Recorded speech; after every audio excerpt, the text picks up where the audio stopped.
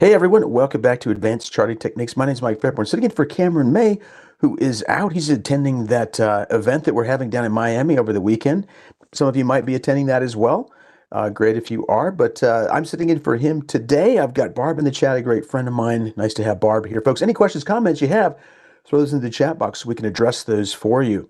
Today, I want to talk a little bit about Fibonacci, maybe some ways to use Fibonacci around potential trading techniques, tying that in maybe to a little bit of money flow, some concepts that oftentimes traders will look at and that they might find useful as you gather and you bring in different sorts of completely unique sorts of indicators or in this case drawing tools or methods with the Fibonacci. So look forward to going through that with you, and we'll go ahead and get started. But so with some disclosures. So having said that, the information here is for general information purposes only, should not be considered an individualized recommendation or endorsement of any particular security, chart pattern, or investment strategy.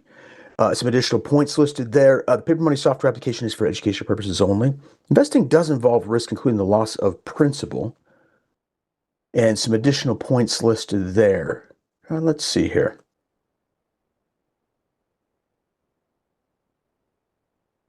Okay. I think that is our only slide. In fact, it sure is. Cameron runs a tight ship here. All right, well, very good. Well, that's just in time for us to go kind of share and take a look at what we've got on our screen here and kind of go from there. So a couple things I'm going to do just initially first as I get started here. I've got these percentages off on the right-hand side of my screen, and those tend to pop up for me. I don't know if it's with everybody, but it certainly is with me all the time. Even if I don't if I don't click on this show price percentage. But if in case you do run into that issue, that is exactly where you change that, is just right over here. Price axis, and then over on the right hand side, well, I'll just highlight it right there, shows a percentage. Mine does that regularly. We might have to change it a few times during our discussion here, but there you go. All right, so let's go ahead and take a look at the markets. Now, folks, I did want to take a look and talk initially about the Fibonacci. And although I do teach some of the concepts of Fibonacci in the futures class on Thursday morning, those are really on a shorter term basis. Now, it's not to say that we can't use those on a short term basis. Let's say, for example, a 5-minute chart, which is what we do on those futures classes. That's a totally different topic, but I want to bring those concepts into something that I found very, very helpful and useful, using those same sort of shorter term strategies that can be used not only on, but I should say, but they can be used on stocks, and they can be used on larger kind of time frames. It is based around Fibonacci, right? And so many of you, I think, are familiar with Fibonacci. There's a lot of different Fibonacci techniques out there. Sorry about that. But let's just do this. Let me point this out just on the screen. I'm going to go ahead and just draw up a couple of different details here in terms of Fibonacci, so that we're all on the same page. So Leonardo Fibonacci, I think he was born, I want to say 1100. It may have been 14. Anyways, it's safe to say it was a while ago. But with Fibonacci, there are a couple of different things to note. I'm just going to draw some visuals. So I don't know how this is going to look, but a couple of points first and foremost here. So looking at Fibonacci, there are some Fibonacci numbers, some key numbers out there. Those would be 23.6. 23.6%. Oftentimes what is thrown in there is a 50% number. Okay, what is a big one, though, is the 61.8. 61.8. Now, you find Fibonacci relationships throughout nature. You find them in the universe. In fact, if you look at something like the spiral galaxy, and the Milky Way galaxy is in a spiral as well, but what will happen is it does spiral out at a 61.8% ratio, and that's measured something along these lines over here. Oops, sorry, they measure it like this. Anyways, there's an exact measurement in there. Now, the Great Pyramids in Giza, they tapped into this somehow. There's just some concepts there that the slope of the pyramid is at 61.8%. There are other points to it as well, but that was obviously way before Leonardo Fibonacci. I'm not even sure he knew about that, but he did find these in nature. So you'll see this like with a Nautilus mollusk as well. Like in the ocean, they have these 61.8% ratios that come up. Now, also, strangely enough, well, it's interesting, like the human body, if you start from the middle and you go 61.8% out all the way, it will hit like like your shoulder, your arm, and then it will hit like the end of your finger exactly, so it'll match the joints. Um, the human body is formed that way too. So we find these in nature. The stock market is essentially something that is occurring in nature. It's, we're part of nature. We're kind of creating that in nature, and that's interesting. By the way, another one I always like to remember too is like trees, like a tree branch. It'll oftentimes branch out at a 61.8% based on its prior range, so where it decides to branch out at. So a lot of fascinating points with the Fibonacci. Well, we can measure those in the market in a few different ways, and I just want to get the basics out of the way in case you hadn't heard of it before. But some of the key ones that I want to bring up are down here in some of these drawing tools. Now, right there, you get the Fibonacci retracements. Now, Fibonacci retracements can be made out in time as well as in price. But quickly, on price action, we can draw it off the top. It layers those moves down that you can see, and that would be a retracement back up to 50%, or the 61.8, etc. I have found that these are very, very interesting, particularly over longer time frames. The shorter times, interestingly, it does work. I've shown those in some of the classes I teach. But a quick note over here, there's a Fibonacci time. In fact, you can see this. There's a Fibonacci fan. What else do we have? There's a Gann fan. There's some others. There's a Fibonacci spiral. That's the spiral. In fact, how that works out is that basically you take it from a low to a high range, and it spirals out that 61.8%, just like the Milky Way galaxy would, for example. And what you can do, like for example, on this, if I'm taking a low to a high, I just so happen to have arm holding up here. Let's just do something different here. How about, let's see, what about T-Mobile? T-Mobile, what do we have on T-Mobile? That's a really long-term chart. Why don't we choose something, how about Tesla? Maybe a Tesla off the bottom. So a couple of quick notes. You might find this interesting. Let's just choose an area here. This was a Head and Shoulders bottom, or inverted Head and Shoulders right here. This is kind of a fascinating one. I'll show you how it works. So we take the point off the low here. We've got our Fibonacci spirals on play. So I click on it. I pull it up to this level here, this high. Okay. Now this is going to spiral out from that distance at 61.8%. And what we're looking for are highs and lows in the price movement. Okay. So where this occurs, do you see these lines over here where they're intersecting with price action? That could be, and by the way, we're getting up to a high level. That could be a high point where we touch this at. Because how would we know that? Prices are extending up to a high as we see it. Now, it could be a low as well. We're not seeing a lot here. There was like an intermediate term high right there, but not too much. In fact, let me do this. From low to high. I think that's a good way to do it right there. This is Tesla, but one thing that could be kind of cool to do, by the way, if you leave this on your chart, somebody comes and takes a look at it, they'll say, what the heck is this? Because it does look like a big, gigantic spiral galaxy on a big scale. I'm going to go ahead and just do this on the markets right now. Okay, giving us a sense of where the markets could be. So what you can do, it's based on fractals too. So if you draw it over a shorter term time frame, you're going to be getting shorter term support and potential support and resistance levels. Let's do one in the past and see how it did going forward. Now, I would call a run up to maybe like right there is the high of this move up. And let's just see what it gives us out into the future. You're looking at the market on a big scale. So I'm going to jump back down here, click on my spiral, one of the key Fibonacci's, pull it right up to this point right there, and there you go. Okay, was this an interesting low right there? Okay, this was kind of an interesting high, but look at that low. It's right along the midterm line. It's actually the low of that move right there, the low of this entire flag pullback. Also resting, it kind of like a reversion to the mean. That's kind of the midline range there. But notice it hits right there. Well, the next one is really interesting because let's do this. I'm going to just keep the same lines on here, but I'm going to back it out in time so we can see a little bit more time in here. Notice we've got another spiral coming out here.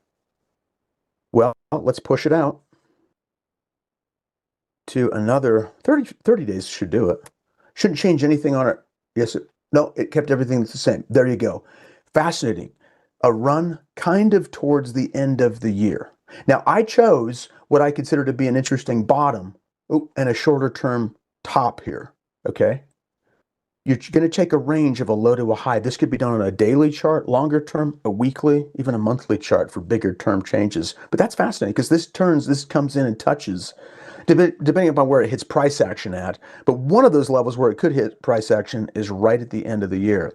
I have seen big runs happen in the past when we have strong bull markets that run right to the end of the year and maybe a couple days after, but then that's very, very close to the high. So that's fascinating. But I wanted to choose kind of like one of the lows that we'd see, like a seasonal low. Like, for example, August was a seasonal low this year. And then we're going to see where, it spikes up on its next rally. You're just basically taking this move here and you're putting those 61.8 ranges out further. Okay.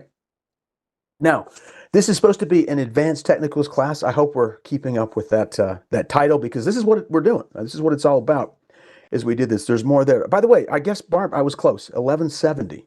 Thank you for typing that in. Thank you. That was good. He did stand the test of time, right? A lot of interesting things in here with it, too. So they refer to this as the golden ratio, by the way, as it goes out 61.8. Thea says, Michael, can you please show us again how to draw? Absolutely. So what you do is you take a low, an important low. I chose a seasonal low. We do tend is the key word. We tend to bottom in August, September, October, oftentimes during a given year, right? And so as we look at this, all I'm saying simply here is we're going to take this low and we're going to draw it off of a high here.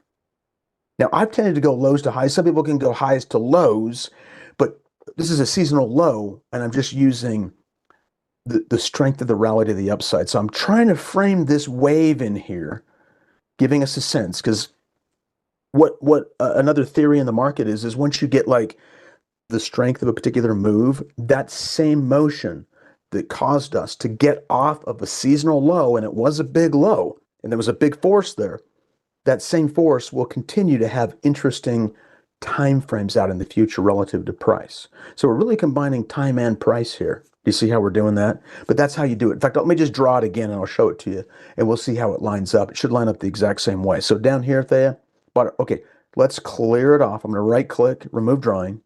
Right down here in the bottom right hand corner, I'm going to click on the spiral. And we'll click right on the bottom. We're choosing the low there. We'll pull it right to the top of this range right there. I'm just using this high as a marker, just on the fly as I'm doing it too, right? I think I drew it just a little bit further to the right, but you can see if you're seeing something close, and how might we project this going forward? I didn't quite do it the exact same. Let me just pull it right to the level. This one was a little bit to the right. There you go. So how could somebody use a tool like this using Fibonacci? Well, what they could do is they could say, well, I'm coming up to an interesting ring, as we'll call it, right? Spiral ring. It's here. I can see it. It's coming down.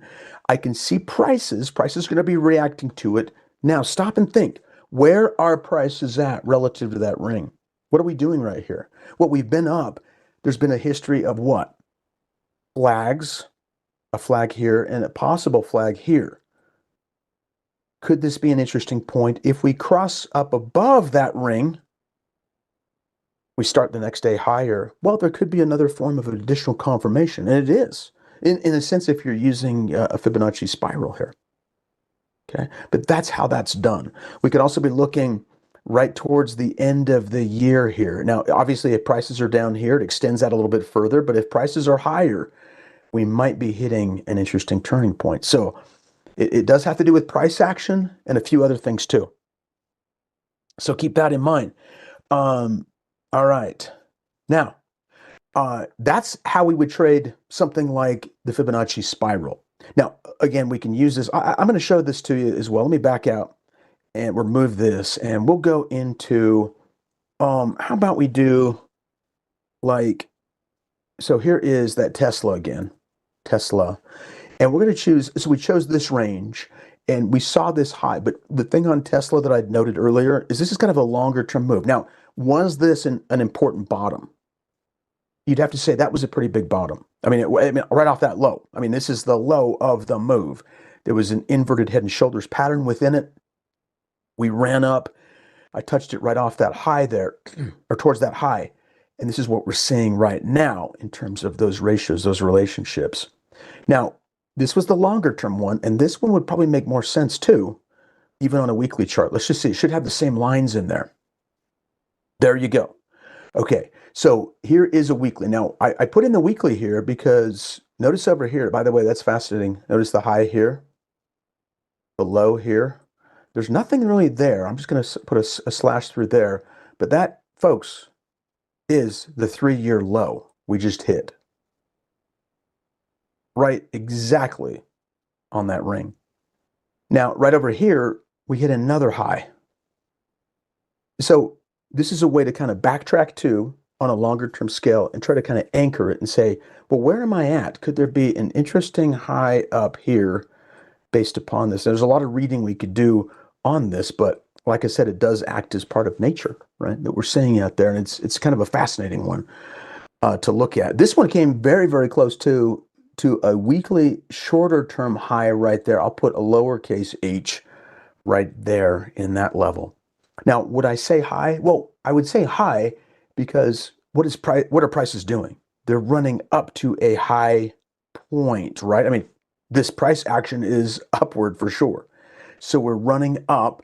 The trend is up, but there could be something there. And what you could do is just take these longer term resistance lines and say, wow, maybe it mirrors some price action in here. Price right there, price resistance. So you're watching for prices to kind of come up and touch off of that point. Okay. All right. Fascinating though. The low bar right there. And again, what we're doing is we're taking a range, and I'm just choosing what I would refer to as an important low in the move up to an important high. In other words, was this not the start of the weekly? We're in a weekly, the weekly trend. That's a new high and a new low. That was in fact a trend change right there. The trend changed over this time frame. All right. So any questions on that?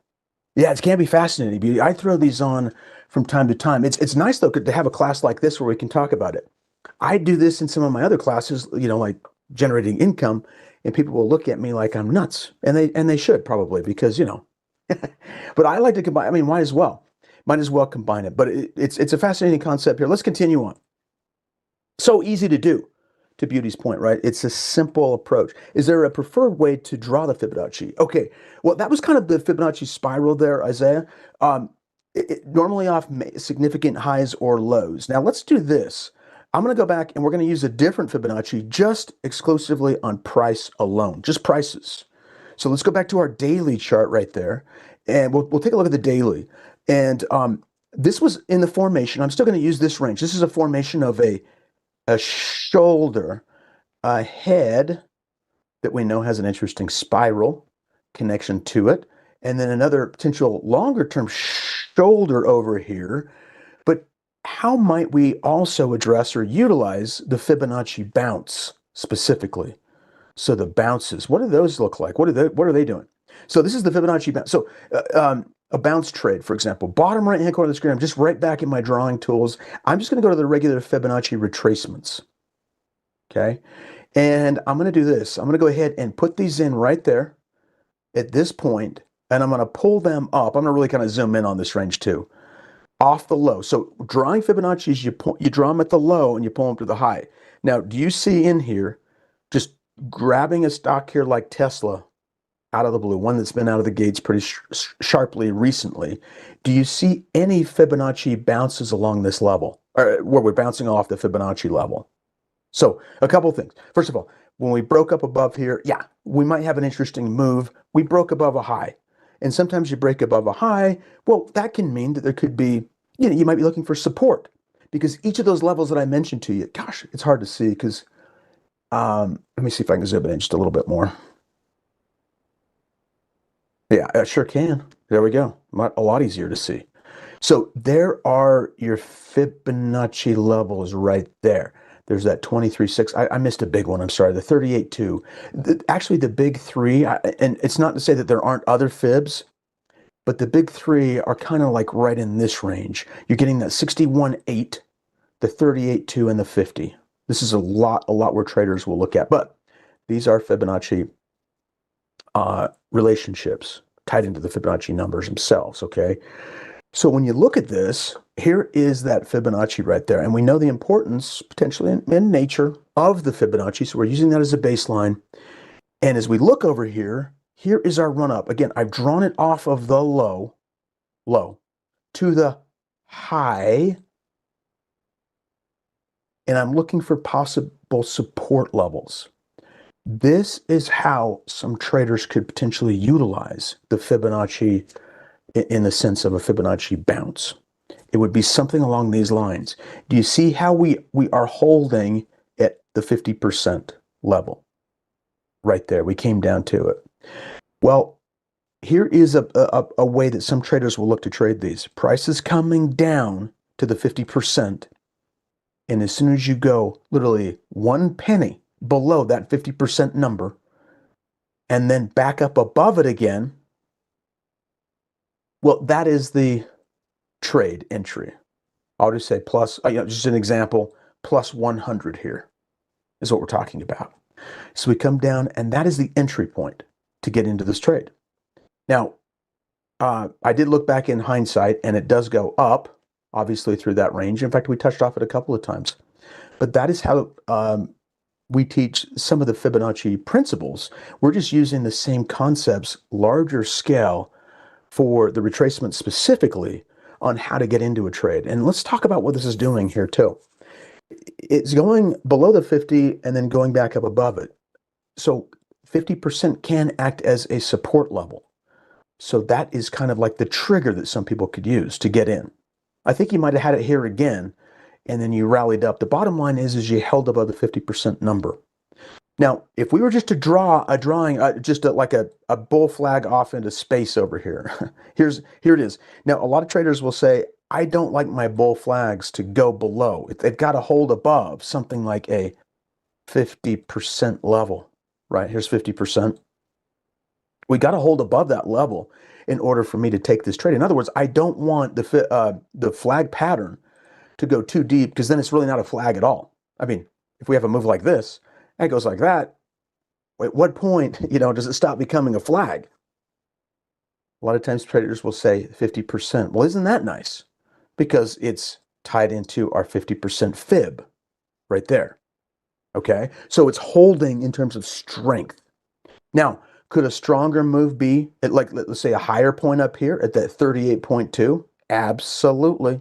It could certainly hold at a 38.2 at that level and bounce that. And that would be considered maybe even stronger. We could say something like that might be even a quicker, a sharper bull flag, possibly.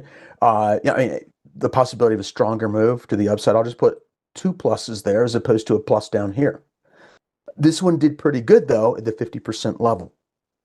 So that's using Fibonacci's. Now, another interesting point. I'm going to erase these drawings, but put up the downside. Say, for example, if the risk side, if prices are going up and we're looking at a 50% possible bounce in here, let's pull that up right over here. Here we go.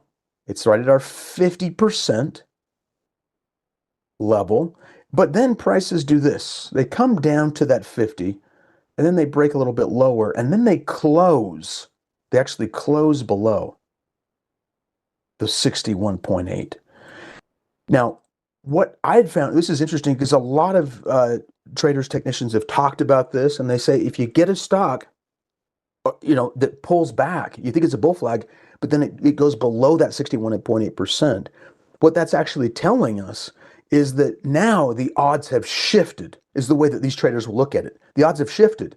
Now, they say that it's more of a probability that the trend does not go back up. In fact, it stays down and it goes lower. So the trend does not do one of these and resume higher, potentially, right? Instead, it goes lower. It could go lower if you close below the 61.8. So that could be a potential exit point on these trades. So say, for example, stock runs up, it goes down, hits the 50, but then it goes, and instead of going back up above 50, you have one closing bar below the 61.8, and then you start to go up, be very careful because that could be an indication of a downward move. It could also be an exit point. What if it dips below 50, jumps up, and then closes below 61? Well, maybe you could possibly try to exit at the 61.8. The most interesting thing is they're using, which is right there, Fibonacci numbers again. So you have these lines, but now we're kind of designing potential trading techniques and methods around the lines themselves. Okay? The first point that the stock can move up to on any bull flag could be, where some people would take profits, all else equal, might be the 100 or right at the 0 line, right? But it just depends on what you think is in store for the stock. Let's say we added 2 in here, 200. I'll just say we bought 200 here, put a plus sign to indicate that. It comes up to the top of this level, right? Our initial point, which can be resistance. Then we would sell, let's say, for example, we sell 100 right there. We sell 100, but then we hold on to 100 and let it kind of run with the market. Try to consider exiting there. So now we're tying in kind of money management techniques into the flag pattern, which is tied into the Fibonacci numbers and the Fibonacci bounce. So they can all kind of come into play there as we look at this. So any questions on that? Fibonaccios. There we go, John. Yeah. Let's see. Can you expound on the retracement and extension? I sure can. That was my next point, Isaiah. So you're reading my mind, sir. I'm going to hit that next in terms of those retracement numbers. Okay. Okay. I think we're going on. Let's see. Okay, good. Thanks, Sanjeev, for, good to know this is resonating with you guys. I mean, that's the whole idea, is to get that down, give you some concepts here. But yeah, think of strength, and then if it bounces off that fib, that could just be another level of interest of saying, gosh, it is bouncing off of Fibonacci. Everything else I like with it, maybe I like the earnings that came in here, that longer term, what did we say, a head and shoulders bottom pattern.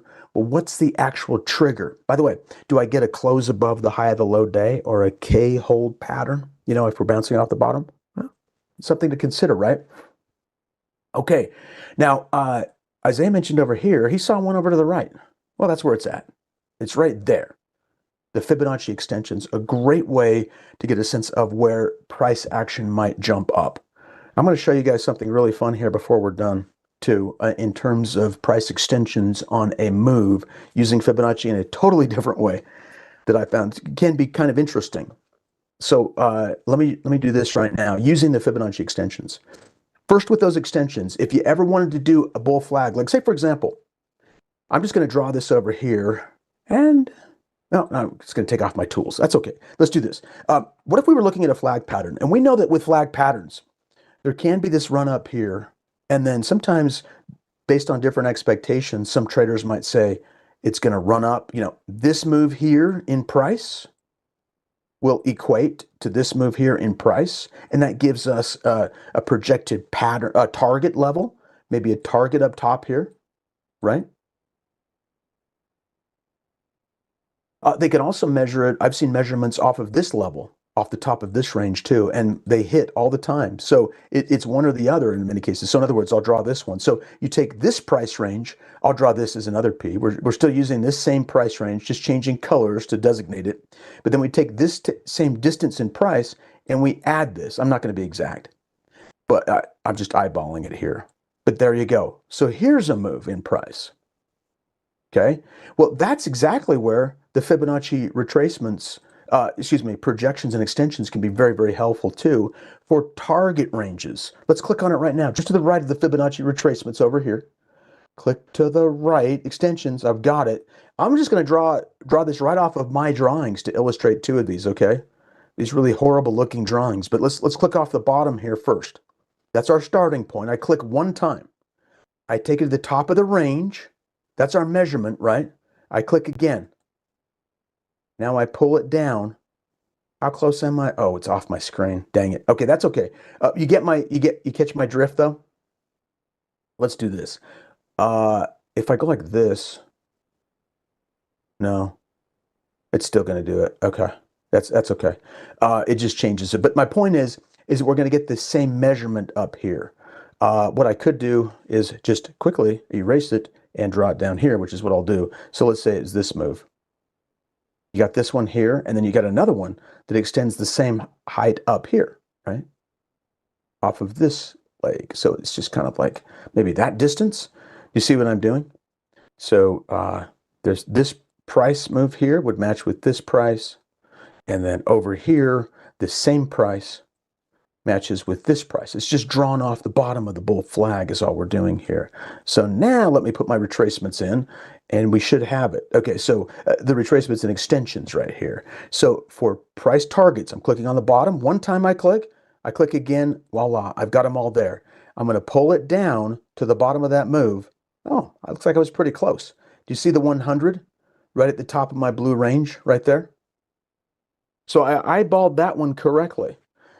Very close to 100. And that's a quick way to get the target. You could put that on your chart. Once you have this on your chart, you could simply come over here, put a thinkorswim line in, or a designation like a text, or just like a price level, mark it on your chart and say, that's my target. That's my 100%. Then you could put some text in there, target, right? If you wanted to. I'll take these off for a second, and I'm going to go back and just redraw this and show you what this extension looks like on the other one up here. If instead we just had this price move extending this higher to this point. So I'm going to right click and just activate that drawing, grab this one, I'm going to pull it right up to there. That was pretty close again, not quite there, overshot it a little bit, but there you have it. You see what's going on? Now we have a different kind of a price target. Now, is there anything in the world to stop us from doing those two? No. We can do both of them on the chart. We could have one here at 100 and another one here. Folks, I don't know about you, but this sure beats the calculator. It's a quick way to draw these and give us a really good sense of, where that target could be based upon a standard head and shoulders pattern. Let's see, triangle pattern retracement, flag pattern retracement. What else do we have? There are some like a cup and handle has its own price retracement levels. Cool way to do it on the chart, really easy. By the way, as soon as I said cup and handle, do you guys see this cup and handle here on Tesla? Potential cup and handle right there. Do you see that? I mean, it kind of looks like a cup. It looks like one to me. The cup and handle is broken into three different parts. You've got a downward trend, a rounded bottom, a change in trend, and a bull flag. Well, I should say four parts, I could say there. And that would be a cup and handle. Sorry, just wanted to throw that out there because I'm just looking at it as soon as I said it. But okay, let's see. Let me hit some comments as we're going through here, or some questions. We'll see what we can you draw this on a recent price move down? Absolutely. Let's do it right now. I'll clear this off. I'm going to right click, highlight this, take it off. Now, a recent down move in Tesla. Let's see the down move. Are you saying like right here, Gazelle? Let's see. Can you draw this on a recent price move down? Yeah. So if you're drawing it on the downward moves and you're just using the standard Fibonacci retracements, you can do this too. Just draw it off the high, click once and click down. These would be potential resistance levels. See that? Right at the 50%. You come right back down to the 23.6, right back to the 50, hold near the 32, back to the 50, then you're breaking up above here, pulling back down, for example. See if that works. For you, let me know.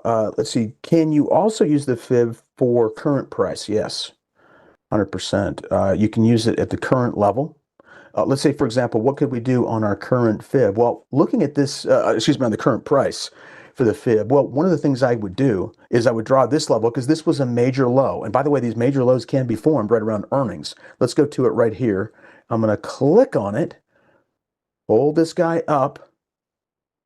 Okay, I would say these are similar highs right there, but now we have sort of a range to look at. Now, what can help to solidify these levels? Going back in time, or what we see on the chart. For example, what is that? That is a major gap, and gaps have substantial levels of support if prices are above it. They can. They can have a resistance if you're below it, but that is a gap, and you're sitting right at that gap. So that anchors is referred to as anchoring. Anchoring at 50%. That could be a very interesting level to watch if we hit that. It's also close to 300. Well, notice 300 is a big round number, 38.2. This is drawing it off the recent range, but notice what I did do there. I started off the bottom. So my initial click was off the bottom. Click first and then pull it to the top to gather that range. I use these on a longer term scale. Let me show you guys this. Now, many of you are familiar with the Dixie. It's the dollar. It referred to as the Dixie, anciently, I guess. But notice there's this 50% line right there on the Dixie, right there. This 50% level is really, really interesting because we'd held it for some time. This is a monthly chart, and it had been resistance. We're right at it today. Now, does it hold this level, or does it break up and start to come back down? The dollar has a lot of significant play in other parts of the economy. Equities, et cetera, can be fashioned around, what's happening with the dollar. In other words, if the dollar shows strength, stocks can move, conversely or inversely with it at different times. But this is a really big scale, and these can be quite interesting. In fact, I did one previously on, there was the Russell. See, when the Russell got above that 50% level, the rut, it had been kind of in a rut for some time, but it had been holding below that 50 on a longer term chart. This might even look better on a weekly, but you can see even on a monthly, these are monthly bars. So each bar is a month, and there's your 50%. And so I'll put these on, and as soon as you start to show progress above that level, it's just, according to the way traders will look at this, there's just more of a likelihood of prices getting strong. In other words, there won't be sort of like this sideways range. You might get out of your sideways range if you can eclipse that 50% level there. Okay. All right. Yeah, so that can be really, really interesting too. And I've got some shorter term ones I've drawn in there too, but I did want to let you know that I do draw. I mean, I think they're very interesting because they can, kind of project what you can see out, substantially farther out in time. Now, folks, tie these into other indicators that you're looking at as well on the chart. What else you're seeing, and always tie it into, let's say, price patterns, the trend, other indications. The last Fibonacci I'm just going to mention to you, it's really straightforward. We had it at one time over here. You can see there's Fibonacci arcs. There's extensions, further extensions. You've got the time series. Now, the Fibonacci time series, let's go back to Tesla. We're picking on Tesla today. But the time series, click on it right there. And once that's a low, it's formed a low, all it's doing is it's putting out this Fibonacci numbers, folks, in time. Do you see it off that low right there? And you can go to a low to a high, but I do it off the bottom first to take a look at it. You got a big low right, let's see, right around, a big high right around July, right? A big spike up to that level, but generally we follow the same approach. We can go over here, just click on it, and now you get your numbers off there. And all it's doing is it's doing a Fibonacci sequence of numbers out in time. Okay. So it could be interesting, but I missed the low, didn't I? I think I might have missed the low. Hang on one second. Let me just click on it right there. No, that is the starting point. Sorry, that was it. So these could be interesting, but that was an interesting high, interesting low, very close to a high given all the time range over there too. And actually, it was a very interesting bounce off that level. In fact, I would call that a low because you dipped down for 3 sharp days and then you bounced up there again. So we did a few things today, didn't we? We did fib time. We did time.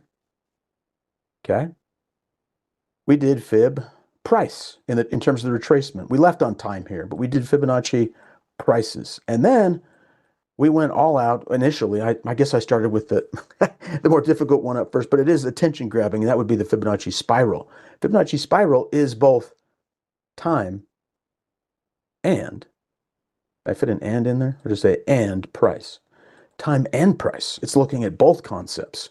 So there are a lot of really great tools out there on the advanced side to give you a totally different perspective that's outside of our standard open, high, low, close, which, my goodness, how many indicators do we have based on open, high, low, close? Count them, folks. They're right there. They're all, not all of them, but many of these are just variations of open, high, low, and close. We chose to step outside of that today and take a look at fibs. I hope you found it informative and useful. Thank you, Barb, for your help in the chat. Folks, if you get a chance, bottom right-hand corner of the screen, I encourage you just to hit that subscribe button. So simple to do. Subscribe. You're going to be on board. Get a lot of, Barb's great classes. She's got tons of those in there.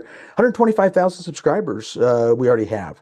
Love to have you on board. If you did like today's presentation, do me a favor, smash that like button, give it a monster mash. And it was great being here with you all today. And you should see Cam next week. All right. So on that note, take care all. Have a great weekend.